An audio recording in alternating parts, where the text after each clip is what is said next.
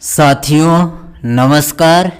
इस वीडियो में हम यूपी बोर्ड में पढ़ने वाले कक्षा 12वीं के विद्यार्थियों के लिए हिंदी के काव्य खंड से रामधारी सिंह दिनकर द्वारा लिखा गया अभिनव मनुष्य कविता की व्याख्या को लेकर आए हैं।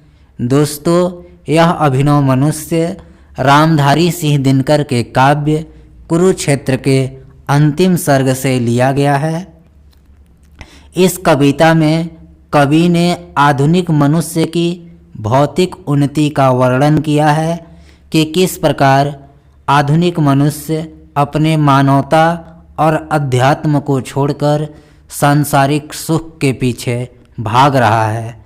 अभिनव मनुष्य मानव के दुख दर्द को न समझकर व्यर्थ की खोज में लगा हुआ है।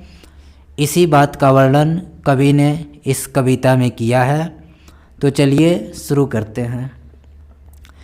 है बहुत बरसी धरित्री पर अमृत की धार, पर नहीं अब तक सुशीतल हो सका संसार।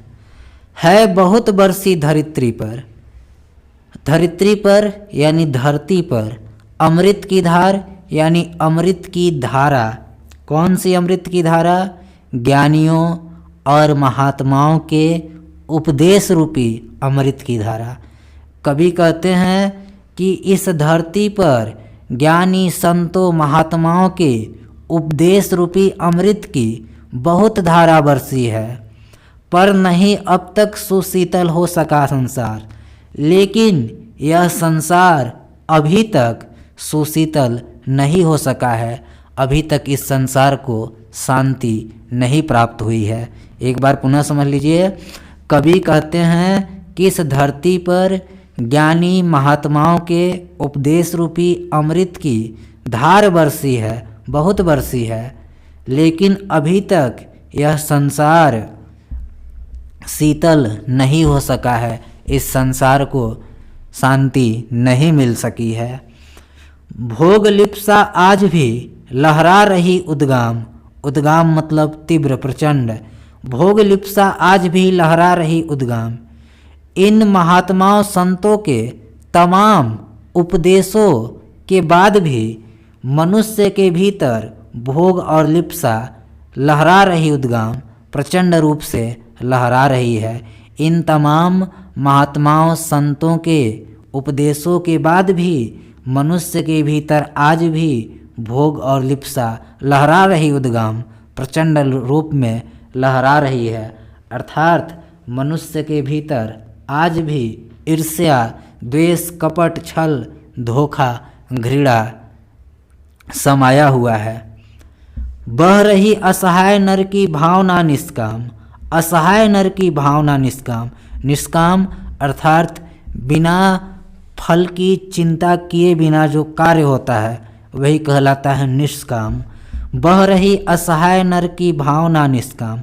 आज भी असहाय नर की, असहाय मनुष्य के भीतर, आज भी असहाय मनुष्य के भीतर निष्काम की भावना बह रही है। कहने का तात्पर्य है आज भी मनुष्य भोग विलास में पूरी तरह से डूबा हुआ है। इन महात्माओं संतों के उपदेशों से मनुष्य को कोई लाभ नहीं पहुंच सका है। आगे देखिए। भीष्म हो अथवा युधिष्ठिर, या कि हो भगवान, बुद्ध हो कि अशोक, गांधी हो कि यीशु महान। कवि का कहना है कि इस धरती पर अनेक महात्माओं ने, अनेक पुण्य आत्माओं ने जन्म लेकर मनुष्य के मार्गदर्शन का कार्य किया है। चाहे वो भीष्म हो अथवा युधिष्ठिर, या युधिष्ठिर हो, या कि हो भगवान, या फिर श्री कृष्ण हो। बुद्ध हो कि अशोक, भगवान बुद्ध हो या फिर अशोक महान। गांधी हो कि यीशु महान, महात्मा गांधी जी हो या फिर महान यीशु मसीह। सभी ने इस धरती पर जन्म लेकर अपने उपदेशों द्वारा मानव के पथ प्रदर्शक का कार्य किया है। सिर झुका सबको सभी को, श्रेष्ठ निज से मान। मनुष्य ने सिर झुका सबको, सभी के सामने सिर झुकाकर, मनुष्य ने इन सभी महात्माओं के सामने सिर झुकाकर सभी को श्रेष्ठ निश्चय मान, सभी को अपने से श्रेष्ठ मानकर उनका सम्मान किया है, आदर किया है। मात्रवाचिक ही उन्हें देता हुआ सम्मान, मनुष्य मात्रवाचिक, मात्र अपने वचनों से ही उन्हें देता हुआ सम्मान, इन महात्माओं को, संतों को आदर सम्मान देता आया है। मात्र अपने वचनों से ही इनके गुणों को, इनके उपदेशों को अपने आचरण में उतारा नहीं है। आगे देखिए, दग्ध कर पर को स्वयं भी भोगता दुखदाह, जा रहा मानो चला अब भी पुरानी राह। दग्ध कर पर को, दग्ध मतलब जलाकर। कवि कहते हैं कि दूसरों को दुख की अग्नि में जलाकर स्वयं भी भोगता दुखदाह, मनुष्य खुद भी दुख भोग रहा है। कवि का कहना है कि मनुष्य दूसरों को दुख की अग्नि में जलाकर, दूसरों को कष्ट पहुंचाकर, दूसरों का अहित करके खुद भी दुख भोग रहा है। जा रहा मानो चला अब भी पुरानी राह। अभी भी मनुष्य अपने पुरानी राह पर, कौन सी पुरानी राह? अपनी आदिम राह, क्रूर, निर्मम एवं पशुत्व की राह पर आज भी चला जा रहा है। आगे देखिए, आज की दुनिया विचित्र नवीन, प्रकृति पर सर्वत्र है विजय पुरुष आसीन। देखिए, आज की दुनिया विचित्र नवीन, कवि का कहना है आज की दुनिया बड़ी ही विचित्र और नवीन है। प्रकृति पर सर्वत्र है विजय पुरुष आसीन, प्रकृति पर सर्वत्र है विजय पुरुष आसीन। विजय पुरुष, पुरुष मतलब मनुष्य, आधुनिक मनुष्य ने प्रकृति पर सर्वत्र है विजय, सर्वत्र विजय प्राप्त कर लिया है, प्रकृति को अपने वश में कर लिया है। एक बार पुनः समझ लीजिए, कवि का कहना है कि आज की दुनिया बड़ी ही विचित्र और नवीन है, मनुष्य ने प्रकृति पर सर्वत्र विजय प्राप्त कर लिया है बंधे नर के कर में वारी विद्युत भाप, हुक्म पर चढ़ता उतरता है पवन का ताप।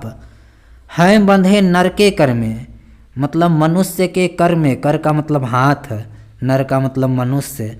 है बंधे नर के कर में, वारी का मतलब जल, विद्युत का मतलब विद्युत, भाप का मतलब भाप।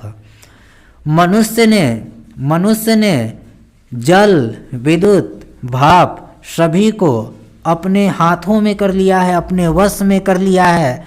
अर्थात मनुष्य ने, नर ने जल, विद्युत, भाप को अपने वश में, नियंत्रण में कर लिया है। हुक्म पर चढ़ता उतरता है पवन का ताप। अब मनुष्य ने इतनी उन्नति कर लिया है कि मनुष्य के हुक्म पर ही पवन का ताप चढ़ता और उतरता है। अर्थात मनुष्य ने गर्मी और सर्दी के मौसम को भी अपने अनुकूल बना लिया है नहीं बाकी कहीं व्यवधान, लांघ सकता नर सरित गिरि सिंधु एक समान। है नहीं बाकी कहीं व्यवधान, मनुष्य ने इतनी उन्नति कर लिया है नहीं बाकी कहीं व्यवधान। मनुष्य ने इतनी उन्नति कर लिया है, इतनी प्रगति कर लिया है नहीं बाकी कहीं व्यवधान। व्यवधान मतलब बाधा, कि उसके लिए अब कहीं बाधा नहीं बच गई है, उसे अब कोई भी कहीं रोक नहीं सकता। उसने सभी को, पूरे प्रकृति को अपने वश में कर लिया है।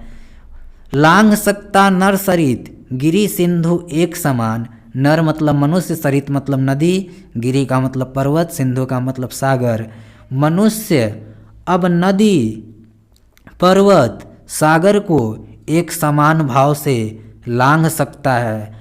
कहने का मतलब यह है कि कवि यह बताना चाहते हैं कि आज का आधुनिक मनुष्य ने पूर्ण रूप से शक्तियां प्राप्त करके शक्तिशाली हो चुका है, लेकिन आज भी उसके अंदर मानवीय गुणों का अभाव है, उसके भीतर मानवीय गुण विकसित नहीं हुए हैं। शीश पर आदेश कर औदार्य प्रकृति के सब तत्व करते हैं मनुज के कार्य। शीश पर यानी सिर पर आदेश, आदेश को औदार्य धारण करते हैं। प्रकृति के सब तत्व, प्रकृति के सभी तत्व। कवि का कहना है कि आज का आधुनिक मनुष्य इतना शक्तिशाली हो चुका है कि मनुष्य के आदेशों को प्रकृति अपने सिर पर धारण करती है। प्रकृति के सब तत्व करते हैं मनुष्य कार्य और प्रकृति के सभी तत्व मनुष्य के कार्य, मनुष्य के कार्य उसकी इच्छा के अनुरूप ही करते हैं। मानते हैं हुक्म मानों का महावरुणेश। मनुष्य ने इतनी उन्नति कर लिया है कि महावरुणेश, वरुणेश यानी जल देवता, कि जल देवता भी मानव का, मनुष्य के हुक्म मानते हैं, आदेशों को मानते हैं। अर्थात मनुष्य अपनी इच्छानुसार जहाँ चाहता है मेघ बनाकर, बादल बनाकर जल बरसा देता है। और करता शब्द गुण अंबर वहन संदेश। अंबर, अंबर का मतलब आकाश, यह आकाश शब्द गुण वहन संदेश। मनुष्य के शब्द गुणों को, यह आकाश मनुष्य के शब्द गुणों को उठाकर रेडियो टेलीफोन द्वारा वहन संदेश, उसके संदेशों को वह जहाँ चाहता है वहाँ पहुँचा देता है। एक बार पुनः समझ लीजिए कि मनुष्य ने इतनी तरक्की कर ली है कि यह आकाश मनुष्य के शब्द गुणों को उठा करके टेलीफोन, रेडियो आदि माध्यमों द्वारा उसके संदेशों को वह जहाँ चाहता है वहाँ तक पहुँचाता है। नव्य नर की मुष्टि में विकराल है सिमटते जा रहे प्रत्येक क्षण धिक्काल। यह मनुज नव्य नर की मुष्टि में विकराल, नव्य नर यानी आधुनिक मनुष्य, मुष्टि में यानी मुट्ठी में, विकराल मतलब भयानक। आधुनिक मनुष्य की भयानक मुट्ठी में हैं सिमटते जा रहे प्रत्येक क्षण धिक्काल। आधुनिक मनुष्य के भयानक विशाल मुट्ठी में प्रत्येक क्षण धिक्काल और दिशाएं भी सिमटते जा रहे हैं। यह मनुज, यह वही मनुष्य है, यह वही आधुनिक मानव है जिसका गगन में जा रहा है यान, जिसके यान आकाश को चीरते हुए उड़ रहे हैं, जा रहे हैं। कांपते जिसके करों को देखकर परमाणु, मनुष्य के इस शक्तिशाली हाथों को देखकर परमाणु भी कांपने लगते हैं। मनुष्य के इन शक्तिशाली करों को देखकर, हाथों को देखकर परमाणु भी कांपने लगते हैं। आगे देखिए। खोलकर अपना हृदय गिरी सिंधु भू आकाश, है सुना जिसको चुके निज गुह्यतम इतिहास। गिरी, गिरी का मतलब पर्वत, सिंधु का मतलब सागर, भूमि का मतलब भूमि, आकाश का मतलब आकाश। कवि का कहना है कि आधुनिक मनुष्य के अदम्य साहस के सामने पर्वत, समुद्र, भूमि, आकाश सभी ने अपना हृदय खोलकर निज गुह्यतम इतिहास, गुह्यतम मतलब गुप्त, अपने गुप्त इतिहास को, है सुना जिसको, मनुष्य को सुना चुका है, बता चुका है। एक बार पुनः समझ लीजिए। कवि का कहना है मनुष्य के अदम्य साहस और जिज्ञासा के सामने पर्वत, समुद्र, भूमि, आकाश अपना हृदय खोलकर मनुष्य को अपने गुप्त रहस्यों को बता चुका है, सुना चुका है। खुल गए पर्दे, अब मनुष्य के सामने प्रकृति के रहस्य के पर्दे भी खुल गए, हट गए। अब मनुष्य के नेत्रों से प्रकृति के रहस्य के पर्दे भी हट गए। रह अब क्या अज्ञेय, अब मनुष्य के लिए क्या अज्ञेय है, अब मनुष्य ने क्या नहीं जान पाया है। किंतु नर को चाहिए नित्य विघ्न कुछ दुर्जय, इतना कुछ जानकर भी मनुष्य को संतुष्टि नहीं मिला है। किंतु नर को चाहिए नित्य विघ्न कुछ दुर्जय, नर को चाहिए, आधुनिक मनुष्य नित्य हमेशा विघ्न मतलब बाधापूर्ण, दुर्जय, दुर्जय का मतलब कठिन। मनुष्य हमेशा बाधापूर्ण और कठिन उपलब्धियों के विषय में सोचता रहता है, कामना करता रहता है। सोचने को और करने को नया संघर्ष। मनुष्य नित्य नए नए क्षेत्रों में सोचने के लिए सोचता है और उसे पूरा करने के लिए संघर्ष करता रहता है। नव्य जय का क्षेत्र पाने को नया उत्कर्ष। नव्य जय का क्षेत्र मनुष्य नए क्षेत्रों में विजय पाने के लिए उत्कर्ष हमेशा प्रयास करता रहता है, संघर्ष करता रहता है। आगे देखिए,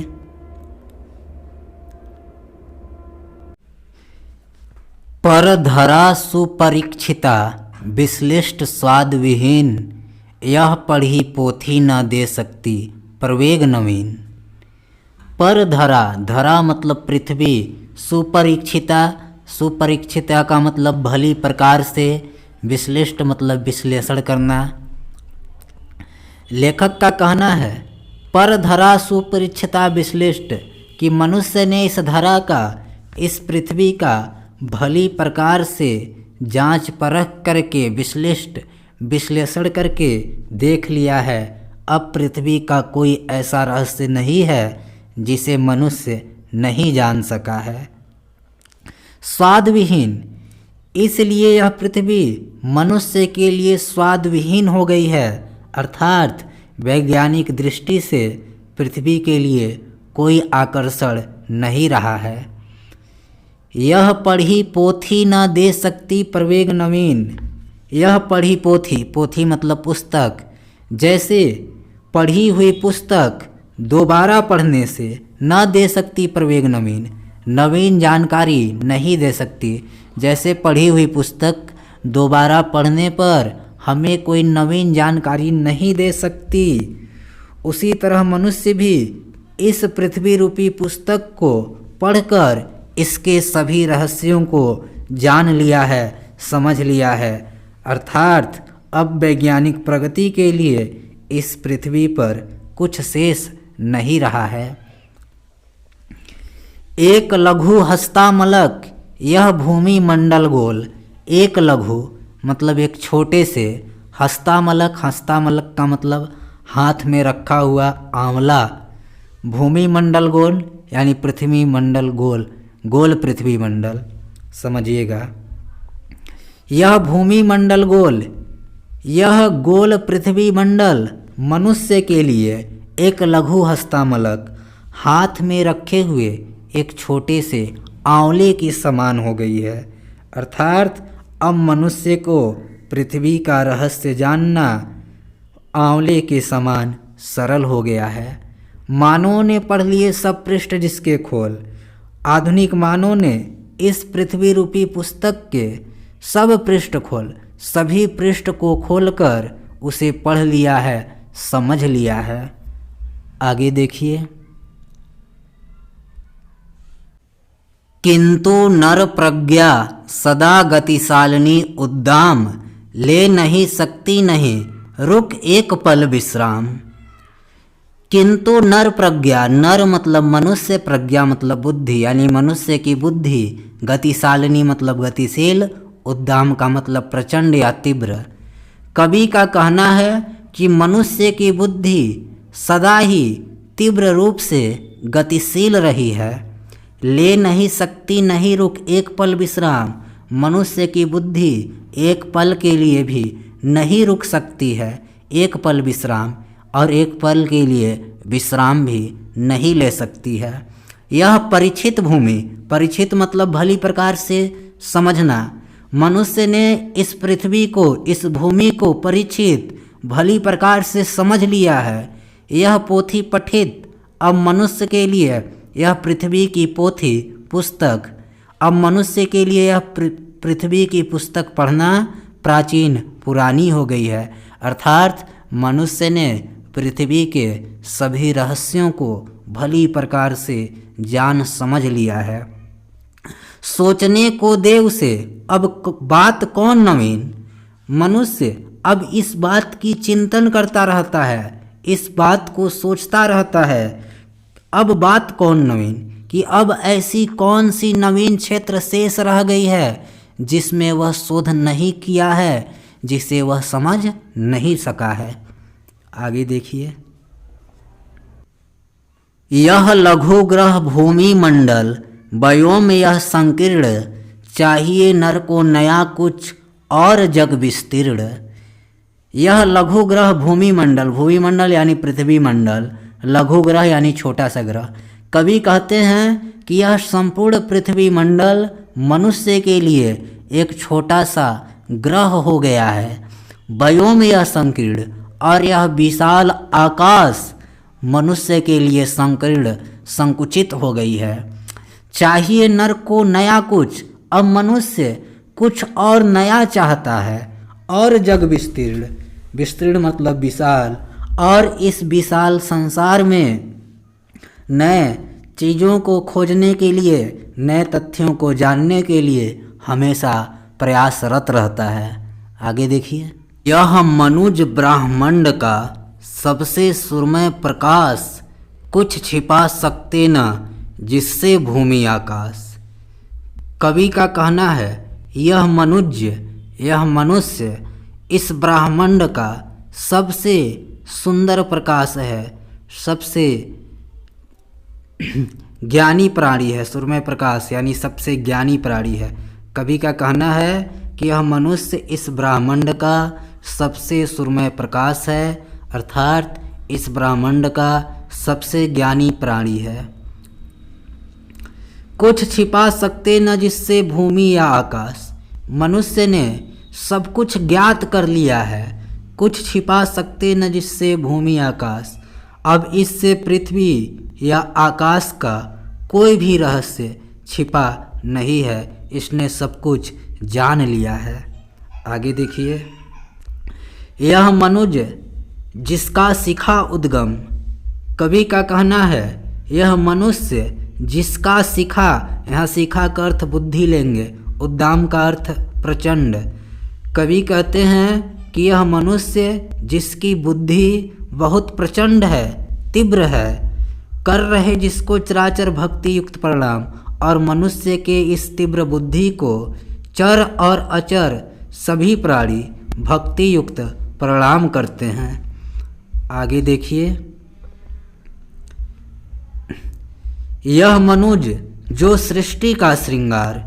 कवि का कहना है कि यह मनुष्य जो इस संसार की सबसे सुंदर रचना है, इस संसार की श्रृंगार है, ज्ञान विज्ञान का आलोक का आगार, मनुष्य के भीतर ज्ञान का, विज्ञान का, प्रकाश का आगार भंडार है। व्योम से पाताल तक सब कुछ इसे है श्रेय। व्योम से पाताल तक सब कुछ इसे है श्रेय। मनुष्य ने व्योम से, आकाश से लेकर पाताल तक सब कुछ जान लिया है। मनुष्य को आकाश से पाताल तक सब कुछ जानने का श्रेय दिया जाता है।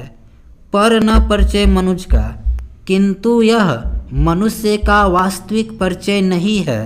यह न उसका श्रेय, न ही यह उसका मनुष्य होने का श्रेय है। श्रेय उसका बुद्धि पर चैतन्य उर की जीत। मनुष्य को मनुष्य होने का श्रेय तभी मिलेगा, उसका बुद्धि पर चैतन्य, जब उसके बुद्धि, चैतन्य और मन पर उर की जीत, उसके हृदय की जीत होगी। कवि का कहना है कि मनुष्य को मनुष्य होने का श्रेय तभी मिलेगा जब उसके बुद्धि और मन पर उसके हृदय की जीत होगी। आगे देखिए, श्रेय मानव की असीमित, मानवों से प्रीत। मनुष्य को मनुष्य होने का श्रेय तभी मिलेगा मानव की असीमित मानवों से प्रीत, जब वह पृथ्वी के असंख्य मानवों से सच्चा प्रीत का मतलब प्रेम और स्नेह रखेगा। मनुष्य को मनुष्य होने का श्रेय तभी मिलेगा जब वह पृथ्वी के असंख्य मनुष्यों से सच्चा स्नेह और प्रीत रखेगा। एक नर से दूसरे के बीच का व्यवधान तोड़ दे जो, बस वही ज्ञानी, वही विद्वान और मानो भी वही। कवि कहते हैं जो मानो एक मनुष्य से दूसरे मनुष्य के बीच की दूरी को तोड़ दे, मिटा दे। कवि का कहना है जो मनुष्य एक मनुष्य से दूसरे के बीच की दूरी को हमेशा के लिए मिटा दे, समाप्त कर दे, वही मनुष्य ज्ञानी है, वही विद्वान है और वही मानव है। आगे देखिए। सावधान मनुष्य, यदि विज्ञान है तलवार, तो इसे दे फेंक, तजकर मोह स्मृति के पार। सावधान मनुष्य, कवि मनुष्यों को विज्ञान के प्रति सचेत करते हुए कहते हैं, सावधान मनुष्य कि मनुष्य तुम सावधान हो जाओ। यदि विज्ञान है तलवार, तलवार यहाँ तलवार का अर्थ विनाशकारी, तो अगर विज्ञान तुम्हें सांसारिक सुख सुविधा उपलब्ध करा रही है तो विज्ञान का दुरुपयोग करना तुम्हारे लिए तलवार के समान विनाशकारी भी है। तो इसे दे फेंक, तजकर मोह स्मृति के पार। तो इसे दे फेंक, अगर विज्ञान तुम्हारे लिए विनाशकारी है तो तुम इसे तजकर मोह, इसकी मोह को त्याग कर स्मृति के पार, अपने स्मृतियों के पार दे फेंक दो। अगर विज्ञान तुम्हारे लिए विनाशकारी है तो तुम इसके मोह को त्याग कर स्मृतियों के पार इसे फेंक दो, ताकि इसकी स्मृतियां भी याद न रह सके। हो चुका है सिद्ध तू शिशु अभी अज्ञान। हे मनुष्य, तुम्हारे क्रियाओं और विज्ञान के प्रयोगों को देखकर यह सिद्ध हो चुका है, यह प्रमाणित हो चुका है, तू शिशु अभी अज्ञान, कि तू अभी एक अज्ञानी शिशु है, अबोध शिशु है। फूल कांटों की तुझे कुछ भी नहीं पहचान, तुम्हें अभी फूल और कांटों की कोई पहचान नहीं है, तुम्हें अभी उचित और अनुचित का कोई ज्ञान नहीं है। खेल सकता तू नहीं, ले हाथ में तलवार, काट लेगा अंग, तीखी बड़ी है यह धार। कवि कहते हैं कि हे मानो, तू विज्ञान के इस तलवार को हाथ में लेकर इससे नहीं खेल सकता। काट लेगा अंग, तीखी है बड़ी यह धार, क्योंकि विज्ञान रूपी तलवार की धार बड़ी तीखी है, तेज है, काट लेगा अंग, यह तुम्हारे शरीर को काट लेगा। दोस्तों, वीडियो पसंद आया होगा, वीडियो को लाइक कीजिएगा, चैनल को सब्सक्राइब कीजिएगा। वीडियो देखने